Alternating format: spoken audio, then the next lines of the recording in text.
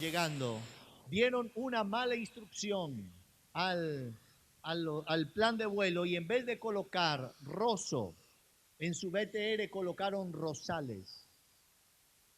Y el avión tomó una dirección distinta a la que debía tomar. Ese fue el hecho de esa tragedia que afectó tantas familias caleñas. Y fue que tomó una dirección equivocada. Eso es lo que hace el pecado en nosotros.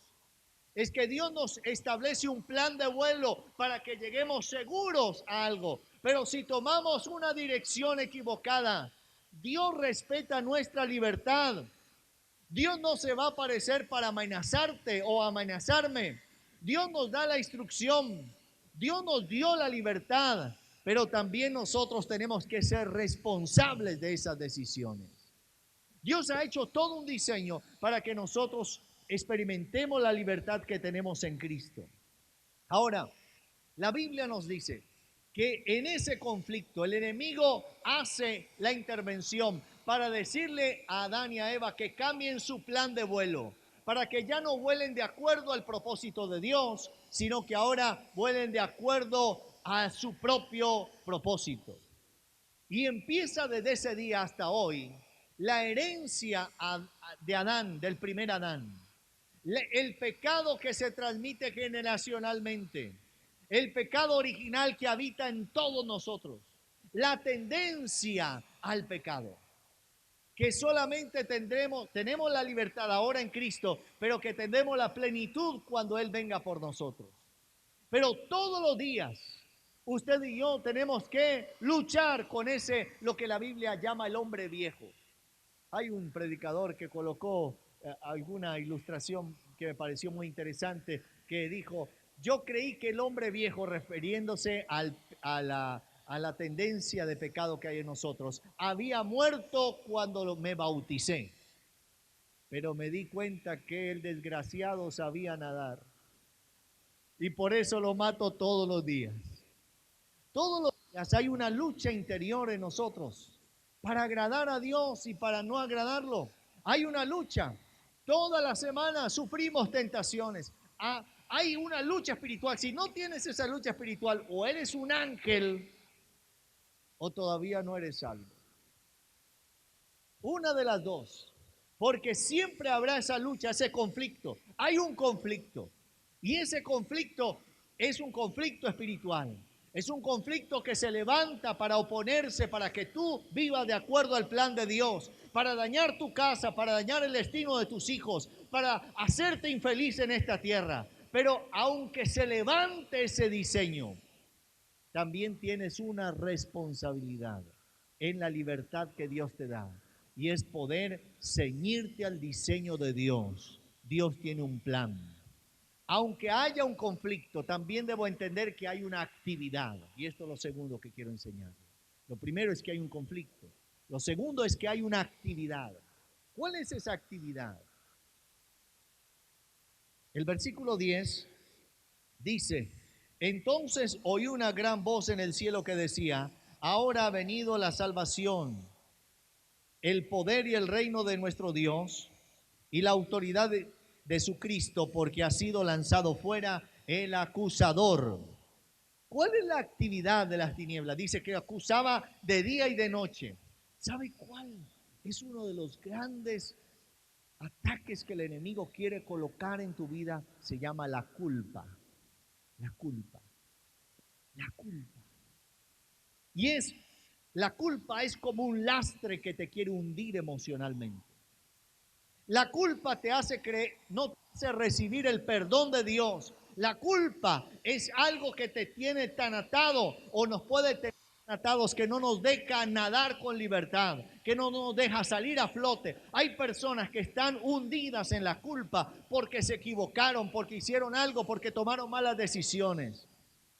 Y aunque ya se han arrepentido por esas malas decisiones, aunque sabes que la decisión fue mala y te lamentas, pero ese lamento es un lamento constante. Y cuando de pronto quieres salir, a veces el enemigo más bien, usa personas a tu alrededor para quererte recordar lo que hiciste. Y aparecen los dedos acusadores. La culpa es un diseño de las tinieblas que tiene que ver con emitir juicios. Por eso Jesús habla de esto. Cuando vayas a hablar con tu hermano sobre algo, antes de mirar la paja del ojo de tu hermano, mira la viga que está en tu propio ojo. En otras palabras, no emitas juicios, sino que puedas extender tu mano para levantar a aquel que ha caído como tú y yo podemos caer. Y nos olvidemos de emitir el juicio. Hay familias que no han logrado levantarse porque constantemente están siendo atacadas por la culpa y por el juicio.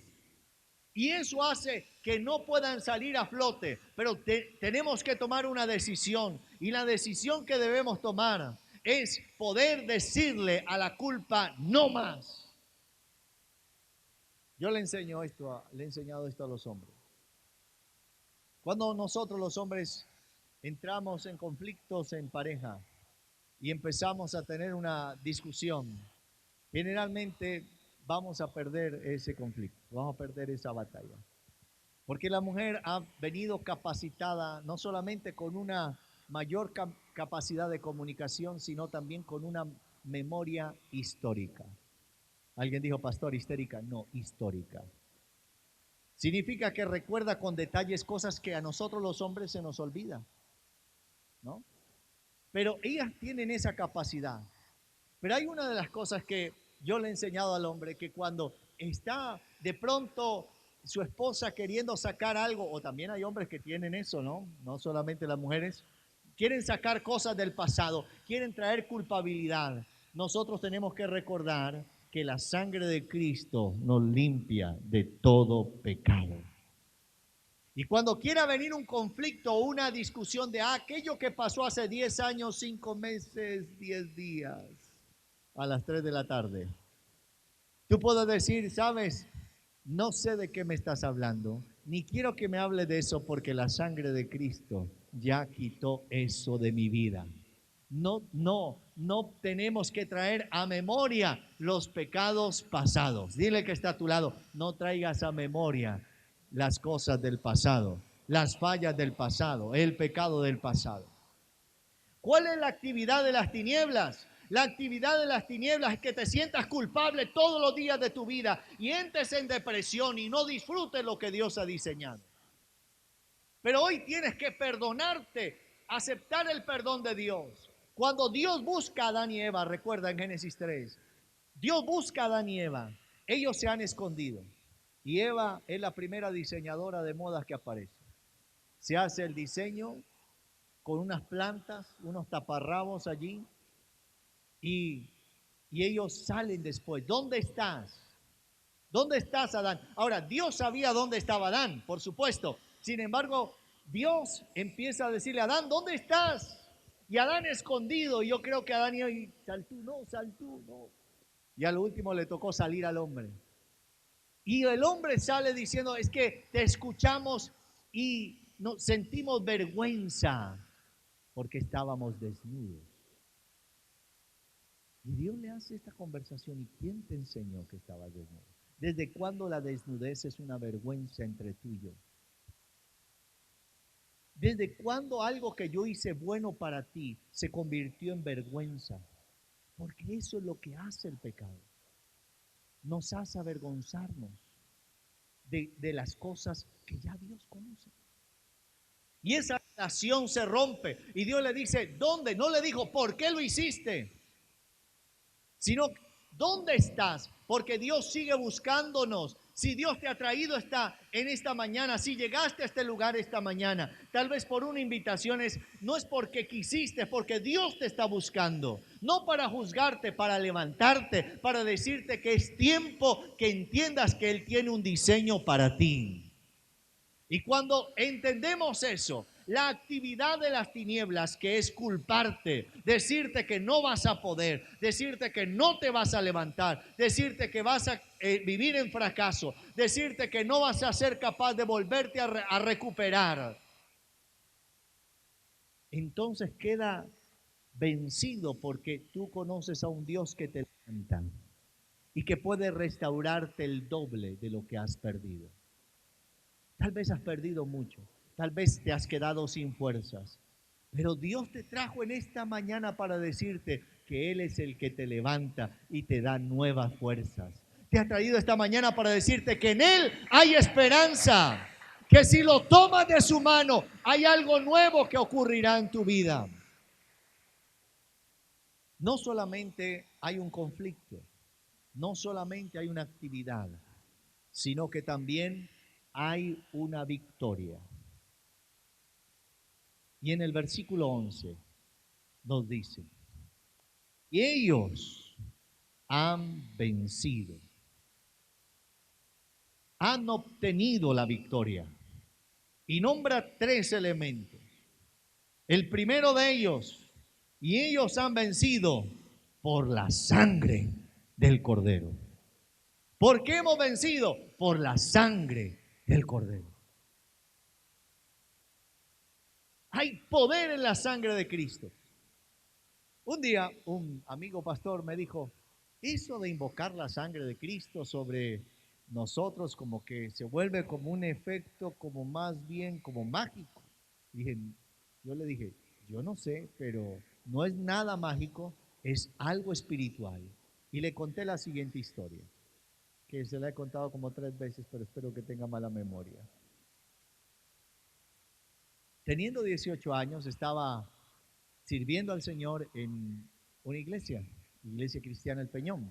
Yo era el conserje allí y estaba, mientras llevaba mis estudios en el seminario bíblico, pues la iglesia me dio trabajo mientras yo podía terminar mis estudios teológicos.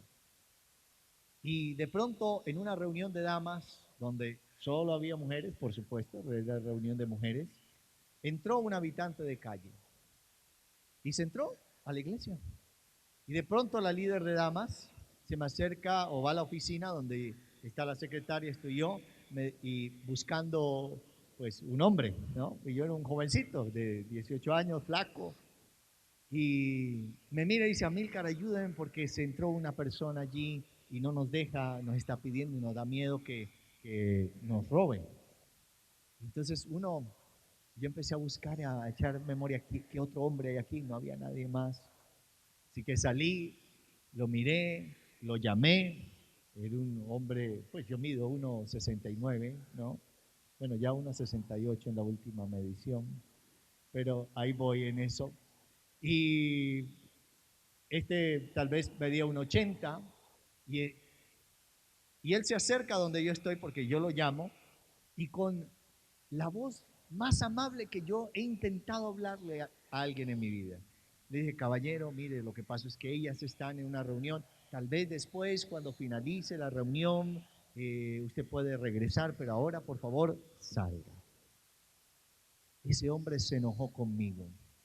Me empezó a insultar, a decir malas palabras y se vino a golpearme. Y entonces, cuando yo estaba tan impactado porque en ese momento yo había sido una persona agresiva antes, pero ahí en ese momento no reaccioné. Cuando él me lanza el primer golpe, yo simplemente miro que me va a golpear y cubro mi rostro y digo, hay poder en la sangre de Cristo. Yo no sé por qué dije eso tan rápido, pero fue más rápido. Y no sentí nada, porque no llegó a mí el golpe. Pero abrí mis ojos así como uno de los ojitos y miré y vi que su mano literalmente, cuando me iba a golpear, como se hubiera debilitado y no hubiera podido llegar allí. Yo dije, esto está raro. Pero me volvió a tirar otro golpe y dije, hay poder en la sangre de Cristo, ya con los ojos abiertos. Y ya vi que no pudo, entonces me cogí confianza. Y por tercera vez le dije, hay poder en la sangre de Cristo. Y cayó al piso y dije, uy, esto está poderoso.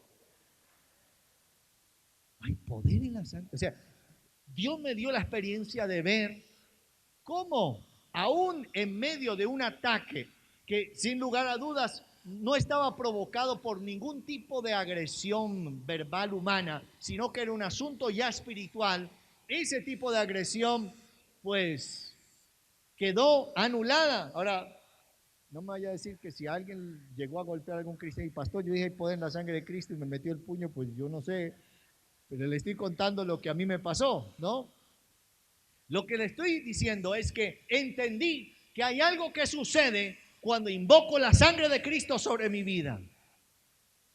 No la invoco porque fuera una declaración, es que en la sangre de Cristo hay un elemento legal. Y es que cuando estoy bajo la sangre de Cristo, el mundo espiritual tiene que respetar porque estoy bajo pacto. Significa que tengo un dueño. Significa que el ángel de la muerte no puede traspasar los linderos de tu casa, las puertas de tu habitación. No habrá demonio que pueda atormentar a tus hijos cuando invoca la sangre de Cristo sobre su vida. Cuando declaras que estás bajo pacto con el Dios de gloria.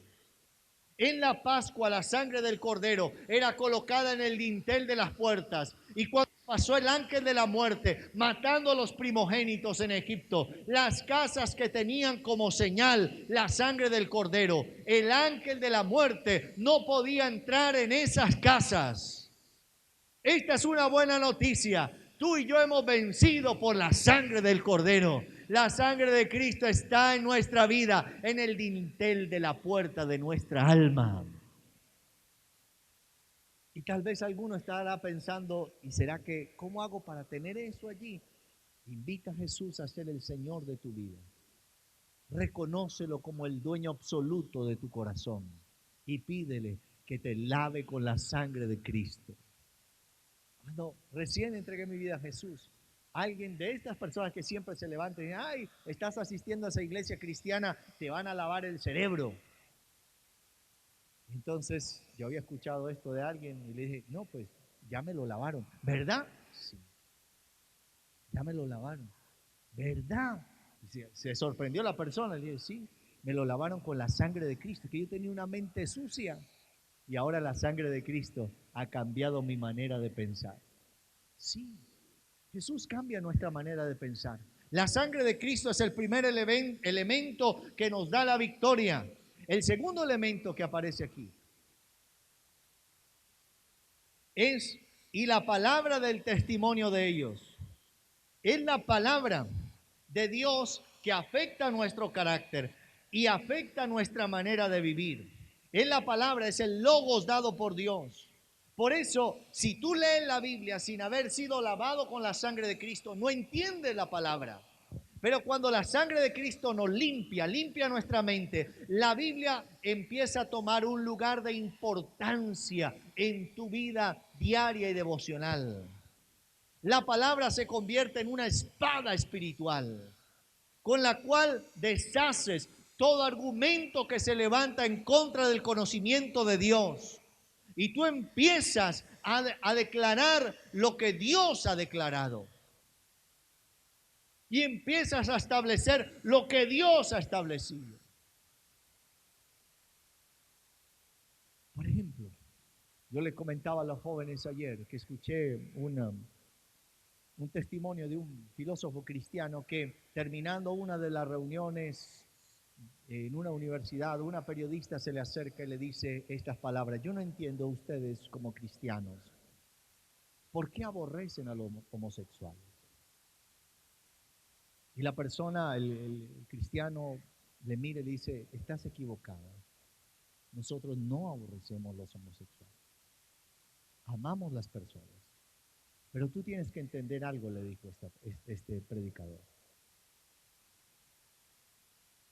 ¿Por qué el racismo es tan malo? Lo llevó a este escenario. ¿Por qué el racismo es malo? ¿Por qué levantarse contra una persona que no tiene tu mismo color de piel es malo? Y el cristiano le dijo, porque la raza es algo que es sagrado.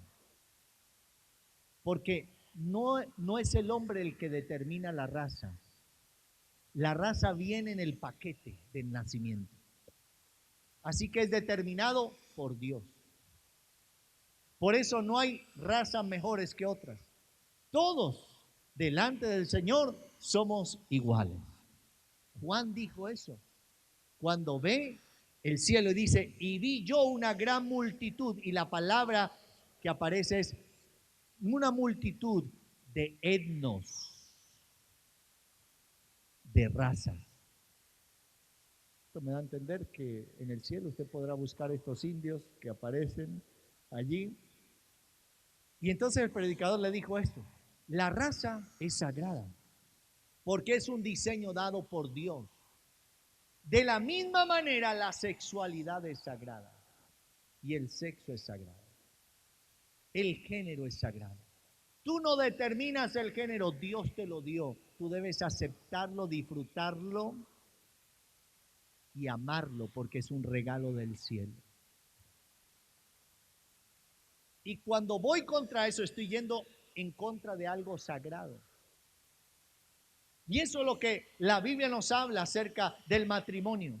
La sexualidad dentro del matrimonio es sagrada porque genera intimidad. Fuera del matrimonio no es sagrada.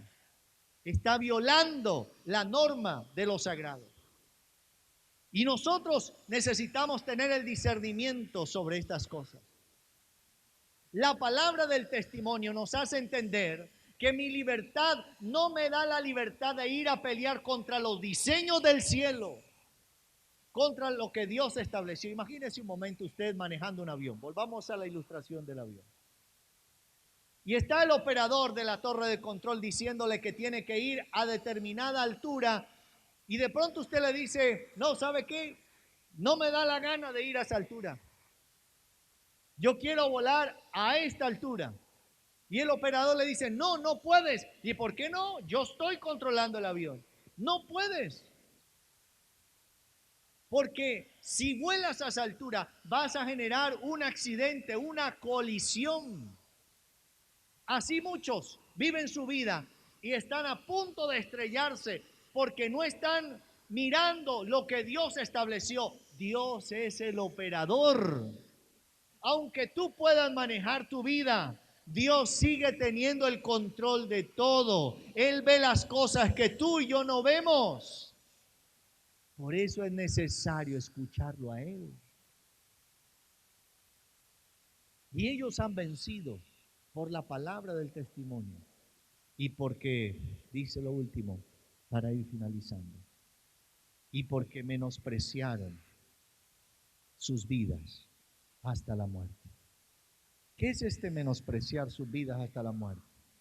No es menospreciar la vida, es porque ellos amaron más a Dios que a sus propias vidas. Eso sería la traducción. ¿Cómo puedo yo experimentar esa libertad? Termino con esta lectura de un salmo, de unos versículos solamente. Salmo capítulo 51, versículo 7.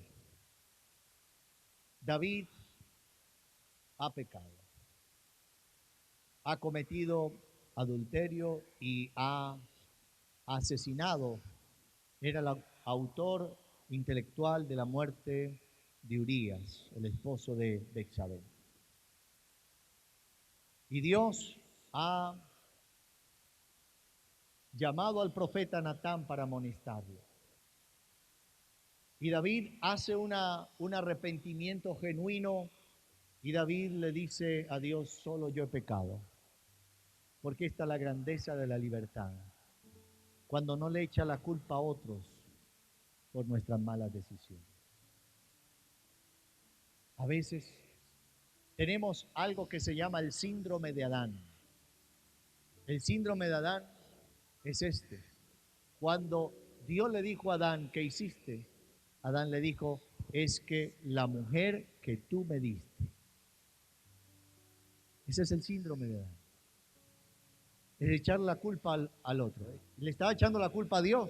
Yo estaba feliz soltero aquí y me diste a Eva. El síndrome de Adán es esto. Es que ando buscando la responsabilidad que yo tengo y echándosela a otros.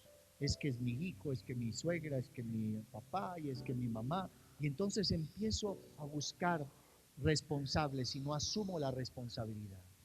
David jamás le echó la culpa a Betsabé. No dijo, Señor, ¿quién mandó que se bañara a las 5:30 de la tarde cuando yo doy mi paseo matutino en la terraza? ¿Quién la mandó a venir cuando yo la invité? No, David no hizo eso. David dijo, solo yo he pecado. Yo he sido el culpable. Yo acepto mi responsabilidad. Por eso te pido que tengas piedad de mí. Por eso la Biblia dice que David fue un hombre conforme al corazón de Dios. No porque fuera perfecto, sino que siempre fue honesto con Dios y con él. Le importó más lo que Dios pensaba que lo que el hombre pensaba. Y escribe este Salmo 51 en esa condición. Versículo 7 dice, purifícame con hisopo y seré limpio, lávame y seré más blanco que la nieve.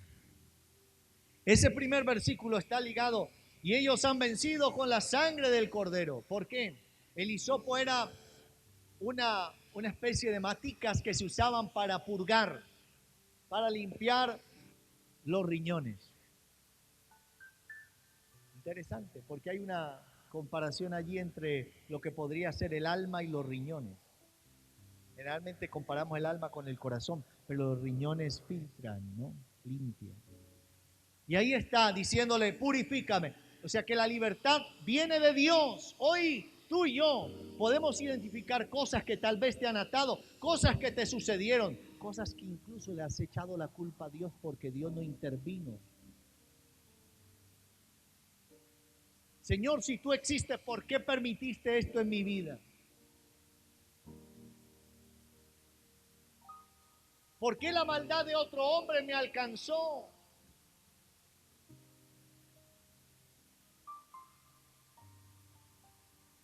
Pero cuando yo puedo entender que la maldad no es un asunto de Dios, sino es un asunto de la decisión humana, es que aunque te haya pasado lo que te ha pasado, Dios puede levantarte.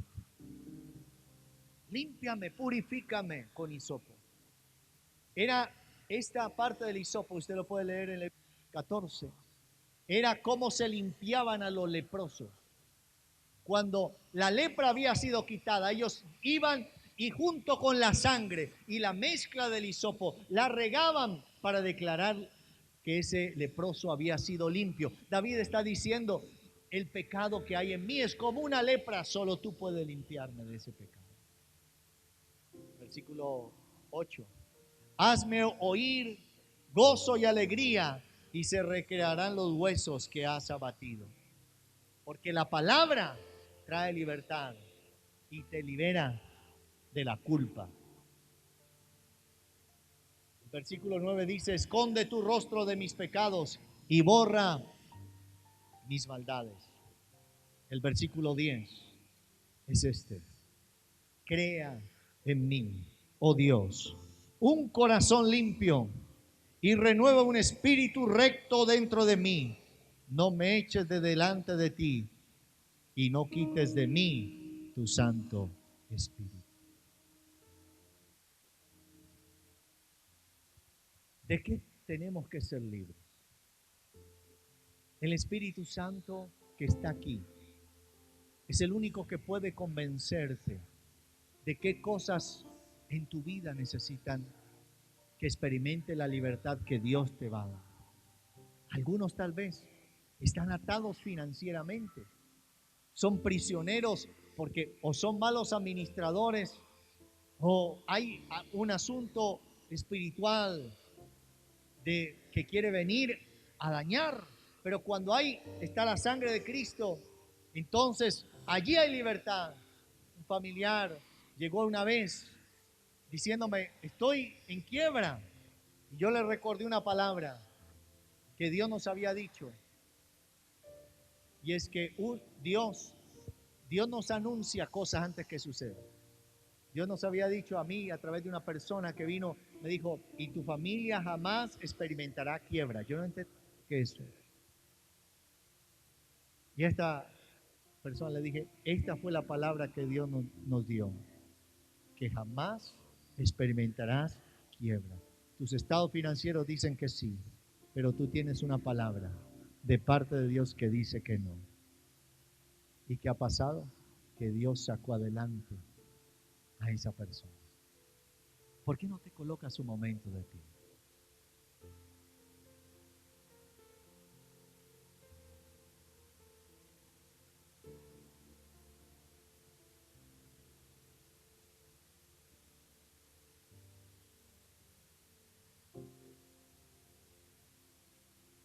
La Biblia dice que Jesús llegó a la región de Gadara, donde había un hombre en una condición espiritual terrible.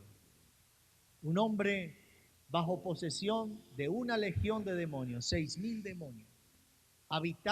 Era habitante, no era habitante de la calle, era habitante del cementerio, que es peor. Habitaba en medio de los sepulcros, la gente lo amarraba con cadenas y rompía esas cadenas. La sociedad lo había desechado. Pero Jesús apareció. Y a mí me llama la atención de que cuando Jesús aparece, esta persona está ahí a los pies. No sé si en un momento de lucidez corrió para que Dios lo ayudara. Pero inmediatamente las tinieblas que había en él hablaron.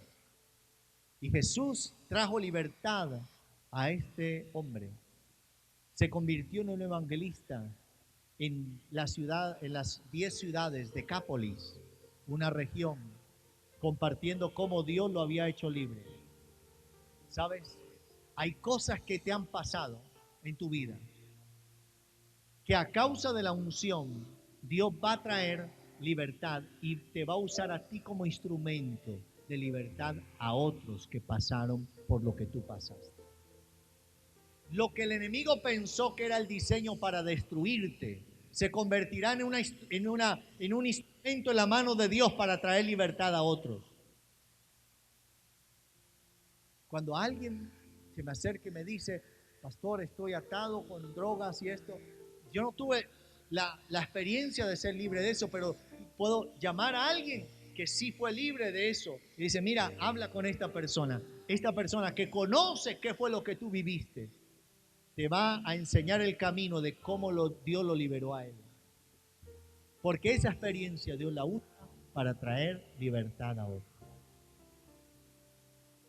Cierra un momento tus ojos.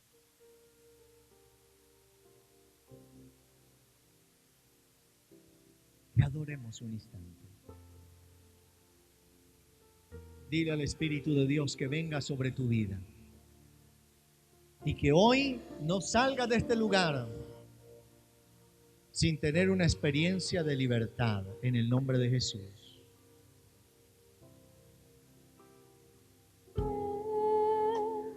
Espíritu, ven y lléname, Señor, con tu preciosa unción.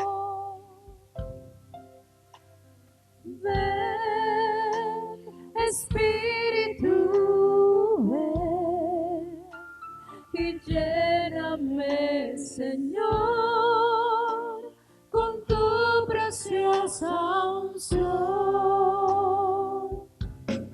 Purifícame y lávame, renuévame y restáurame, Señor. Sí, Señor. Con tu poder. Purifícame y lávame, renuévame y restáurame, Señor. Te quiero conocer. Hay personas aquí que han estado siendo atacadas con la culpa. La culpa se ha convertido en un lastre que no te deja levantar. Pero hoy el Señor está aquí para traer libertad. Oh, aleluya. Y si tú te has sentido atacado por la culpa, si hoy has discernido por el Espíritu Santo que eso es algo, es la actividad que el enemigo ha querido usar para hundirte, Quiero que levantes tu mano allí, aquellos que han sido atacados por la culpa. Levanta ahí tu mano. Yo quiero que me dejes hacer una oración por ti. Yo quiero que vengas, tú que levantaste tu mano, ven acá adelante, yo quiero orar por ti, ven. Pasa acá adelante a este altar. Acércate.